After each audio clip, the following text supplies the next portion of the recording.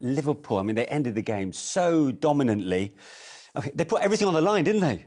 In the last 25, 30 minutes, I mean, it was all or nothing from them. Absolutely, yeah. I mean, they were chasing the game from the first half, going 1-0 behind, but I definitely thought they were the better team overall, even though I would have felt slightly sorry for Forest if they hadn't got anything out the game, because they put an awful lot in. But visually, they look so much fitter and so much stronger in that second half, Liverpool, that, as I say, if there was going to be a third goal and a deciding goal, I fancied it being Liverpool. I think Nottingham Forest will be relieved for the final whistle, more so than Liverpool. But it keeps it interesting. It was a great game for a 1-1. You know, it was not like it was filled with goals, but it had pretty much everything. Their goalkeeper, Sells, made a couple of brilliant saves as well. So, yeah, it was a fascinating game and a typical Premier League game. Yeah, absolutely. And to sum up Liverpool's dominance, the last 13 shots on goal in that game came from Liverpool. That sequence was started by Diego Jota's equalising goal. 22 seconds after coming off the bench on. That's what you want as a sub, isn't it? Come on, your first touch, little header. He always amazes me when he's in that box. The amount of headers he wins and the opportunities he gets, but the ball in now is an unbelievable, right in the area it needs to be, and he's there. And the headers, it's a nice glancing header into that far corner, man. You'd be proud of that. It is, yeah. It is a really good header. I just wondered whether Murillo got a tiny touch on it, which would have made the header even more difficult. He wouldn't have had time to adjust. I thought it's just skimmed Murillo's head there. But we see him just coming on, having a quick chat with Luis Diaz, and then just ghosting between Wood and Murillo. And, I mean, just finding, here, this is the one. I just think it clips the head of the defender there. But anyway, it was a really good header, really important header. And I'm fascinated by how many goals he scores with his head for someone so small. I was just going to say, he's got this knack of getting in between big, you know, physical centre-backs. Yeah. But still manages to find that space. His timing is good. His jump is good. Not that he needed it necessarily there. He wants to score goals, and that sounds an obvious thing. But, I mean, some people go into the box for a corner and just go through the motions. They think, well, there's some big defenders in here, I'm never going to win a header. But I genuinely think he thinks he's going to score every time a cross comes in. And if you've got that attitude, then you've got far better chance of scoring it. So, yeah, I mean, an amazing record with his head for someone so small. Yeah, and considering Forest have been on this brilliant winning run of late, had kept 5 clean sheets in the last 5 games. They've taken some work to get breached. Will they be disappointed with how they conceded there? Yeah, more than anything, I think from a set piece where they've been so solid, and it wasn't a great deal of movement or cleverness within that in that situation for Jota to get free. He just ghosted into the space where that zonal marking gap was, and the ball landed perfectly where he was, to be honest. So, yeah, I think they will be upset. But then at the same time, they would have, like I said, they would have taken a point from this game before the game kicked off. But Liverpool laid siege on that Forest goal, especially towards the last 15, 20 minutes. Let's have a look at the best chances that fell their way. Was it a combination of wayward finishing and some brilliant goalkeeping, Michael? Absolutely, yeah. The goalkeeper made a couple of great saves, makes himself big there. Jota cut inside on his left foot. Liverpool pinching the ball high. Mo Salah, and that's a real good shimmy to shoot and cut inside, but goalkeeper's live to it. And then Jota again, as Trent Alexander-Arnold plays a cracking ball across.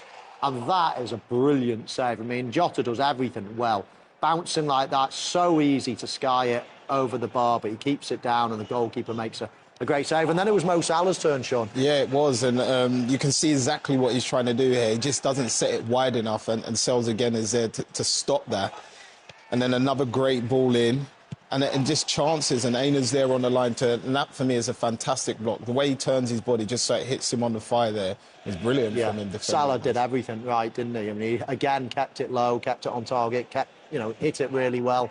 This is incredible. I mean, when I first saw it, I thought brilliant, but then when I saw it for the second time, you see that little deflection and how late he sees it and how he adjusts and tips it round. I mean, he couldn't believe it, and nor could I. No. I mean, you can see Slot almost with a wry smile there. So let's get his post-match reaction, shall we? Here is the Liverpool head coach. Have you had a bigger impact? 22 seconds before they linked to give you the equaliser.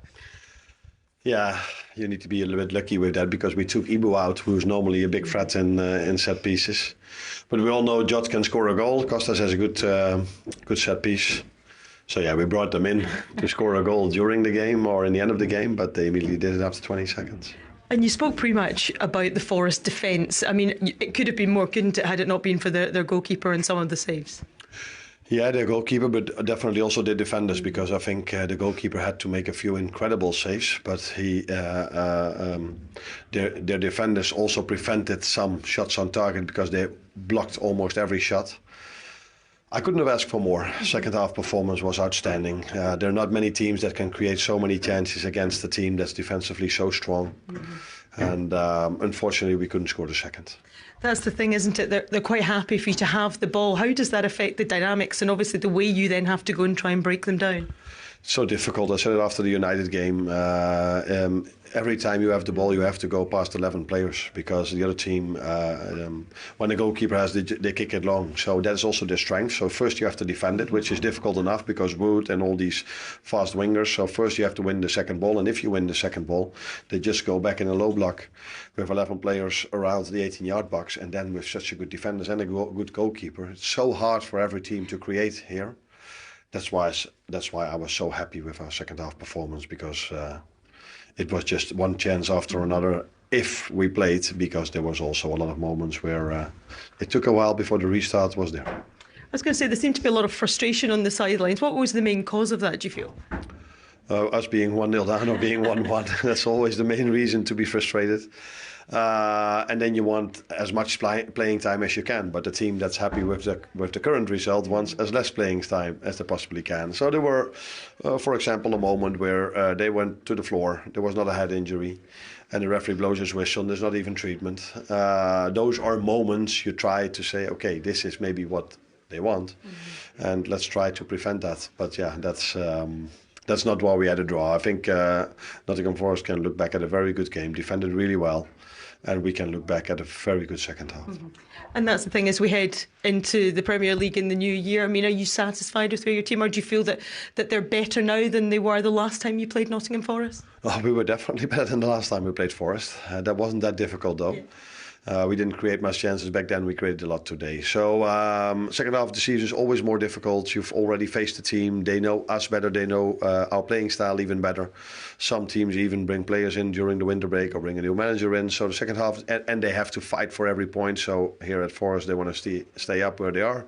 And next week, maybe you can face a team that's in a relegation battle. So to win in the second half of the season is always harder than in the first. But if we can continue bringing these performances in like we did the second half, then we will not always be that unlucky that it ends with a draw. Thank you for talking to us. You're welcome. That second half was quite something, wasn't it? It was chaotic, it was manic. Neither side could keep the ball. Both sides were going for it. They wanted to both come away with all 3 points. It was a bit of a throwback, wasn't it? It was a bit of a throwback to the old games that we used to watch, where you see one team attack, we defend, and then switch it over and give you a go. And we're used to seeing so much controlled football in recent times. It's just a nice, refreshing kind of night tonight. And we've seen a few of them games recently, and Liverpool have been involved in a couple of them. But I think Liverpool have shown great character today in going a goal down and then persevering, keep on going, keep pushing, get their rewards. 2 great substitutions play a part in the goal, and then keep pushing for that second goal. But at the same time, I think the way how resolute Nottingham Forest were at the back, the way they defended across the whole pitch, the structure of the team, and they were still a threat at times. Yeah. Liverpool was so much better in the second half, though. It still took until the 66th minute for them to get their first shot on target, which was that Jota equaliser, and it came just after Arne Slot made these 2 key substitutions in the 65th minute. Tsimikas on for Robertson and Jota coming onto the pitch as well. And what that meant is that Gravenberch actually went into the defence, didn't he, Crouchy? But the 2 substitutes combine here with their first touches to score the equaliser. That's amazing. It was brilliant. Yeah, I think the delivery was one Robertson poor delivery, and I think that was it. He got hooked, and Jota finds himself in between Murillo and Chris Wood there. And if you see Gakpo actually pins him here, Gakpo just moves towards the goalkeeper. Sells can't get out. And what I love about Jota is, quite often Murillo wins that 9 times out of 10. But a proper goal scorer anticipates him missing the ball, and that's what he did there. He anticipated, he jumped in, he was ready for Murillo to miss it. He did miss it, and it was a great goal. It's just what Liverpool needed at that time. They're so strong defensively, Forrest. What did they just not get right there? Listen, sometimes you have to credit the ball. It was a fantastic ball the way it came in. And Murillo maybe just, again, losing sight of where the danger man was behind him, but also Chris Woods maybe. When you sneak in behind, in between players like that, it does make it difficult. And what I would say, we and Crouchy were talking off camera, Diogo Jota, he had 3 chances in this game when he came on as a substitute. He knows how to find space and where the ball falls. It's just an innate understanding of where that ball is going to fall in the box. Unfortunately for him today, that a goalkeeper was in magic form. He couldn't find a winner. How good was the Forest keeper, Matt Sells? Honestly, some of the saves he made there was one from a deflection that was absolutely world class. And Jota again, I think it was another one where he came out and smothered it. He was first class. I thought Murillo, I think it was the right decision to give him man of the match, but Sells must have run him close. Why were Liverpool so much better in the second half? I think it's just urgency. I mean, in the first half, I think they were taking shots from distance, didn't really have their shooting boots on. Second half, it was important. They upped the tempo and changed the game. Yes, well done, mate. As you can see, Chris Wood has come out to join us now. Chris, I think we should say congratulations for taking a point out of that game. But how do you feel after going in front to only come away with a point? Look, I think in the manner of how it's worked out, it feels a bit more of not a defeat, but like a bit more frustration and disappointment, especially the way we conceded. We're normally a lot better than that at set plays, and the way we conceded just leaves a sour taste in the mouth. Doesn't it show how far you've come, though, the fact that you are disappointed to draw this game against the team top of the table? Yeah, well and truly. They're a good side. They've shown it all season, and we had to stand up and be counted today, and it shows Liverpool have come a long way, but we've got still a long way to go to keep competing and winning these games. Chris, I was bigging you up before the game. Yeah, I was. You didn't let him down, Chris. You got to watch the show before. We talked about it. No, I said what a good finisher you are, right? And you proved that to be the case, And I have to say, in this team, we soak up a lot of pressure. You don't get many chances. So when they do come, you have to be clinical, and you were today. Yeah, I mean, definitely. I mean, especially in a game like today, we're not going to create tons and tons. But we've Have a look at this, Chris. Go on. Yeah, talk us through it. We've got to just take opportunity when it comes, and I think it's one of those. The ball's bouncing around, and it's been able to break and found himself in that pocket, and the ball is weighted perfectly, so I don't even have to think about taking a touch. As a striker, you just try and put it across goal. It is a wonderful run here. What's in your thoughts as the ball's come into you here? What are you thinking as you're lining up to shoot this? It's one of those, just get it on target and get it across goal. It's very hard for a keeper if it's going across them down in the bottom corner, and that's where you just try and make it as difficult as possible and hit the target and put it in the back of the net. How much are you enjoying it this season? Obviously, like a lot of goals, and it's the creativity behind you, the pace around you, like almost like a 4 with Morgan Gibbs, White, Alanga and Hudson-Odoi. How much are you enjoying that? Oh, very much so. I'm enjoying it so much, and we've got great players around us throughout the whole team, but the creativity of the 3 boys behind me are fantastic. They've shown their class over and over, and they continue to develop and continue to get better, and I reckon they'll get even more better. I mean, they're young still, and they've got a lot to come. This season, obviously, you guys have changed the fortunes from last season. Struggled last season, with all due respect. What has been the catalyst for change this season that have pushed you into this position where you guys are looking at the top of the table and feeling comfortable where you are? Look, I think it all started last year, but we're in a position where we had to fight at times. The manager came in, put in his ideas, but sometimes when you're in that rot, you can't get out of it, and you have to try and fight your way through it. Pre-season was a big one. We worked on a lot of things, and it just came with belief and confidence when we started winning the first few games, and you just take it from there. Obviously, we touched on you attacking-wise, but defensively, like the best record in the league, and the goalkeeper was absolutely fantastic. How good are the 2 centre-halves as well? Look, they've been fantastic. The whole back 5, I think they've been absolutely superb this season. Salzy's been arguably the best keeper in the league so far, and he'll continue to do that all season. I know and have the belief in him, and the 2 centre-halves get a lot of credit, but rightly so, because they are fantastic. They're solid, they're strong, they work hard, and they keep a lot of clean sheets, and they're even good going forward when they get a chance. The goal celebrations, I'm really waiting to see that you join in with Olaina, Callum, Anthony on the moves and the vibes. Are we going to see It's almost Bolo Zenden vibe. Definitely not. I can't be doing that. No, that's not me. I'll stick to the more traditional ones. And, the knee slides. That's all I can go for. I like it. You've got, there you go, just a traditional knee slide. Nothing wrong with that, mate. Nothing wrong with that. If it's not broke, don't fix it. You've got to know what you're good at, innit? Exactly. You've got 13 Premier League goals this season. We can see that confidence in you on the pitch. You're 1 goal off your best Premier League tally now, 17 league games left to go. I think you'll probably do that easily, won't you? Yeah, fingers crossed. I just got to keep working. I keep doing the business and see where it takes me.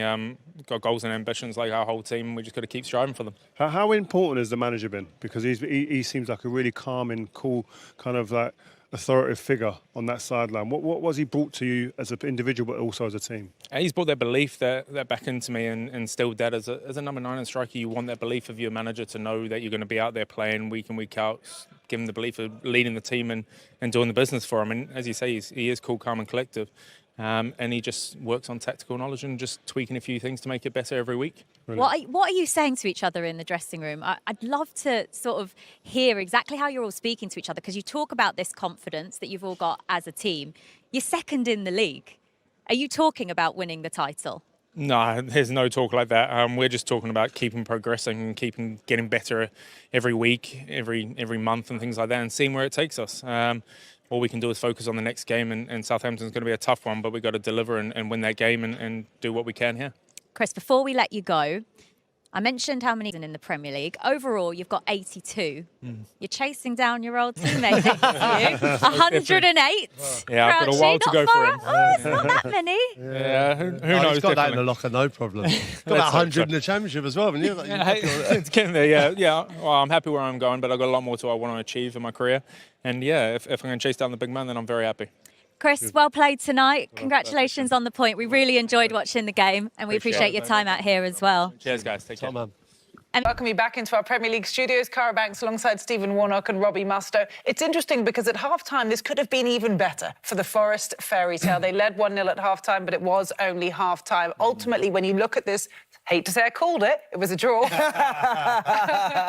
What is your take? Is this a successful night for both teams, or maybe still a bit disappointing for Liverpool? A little bit disappointing for Liverpool, given the differences in the second half. The second half was very different, and they made it different, and fair play.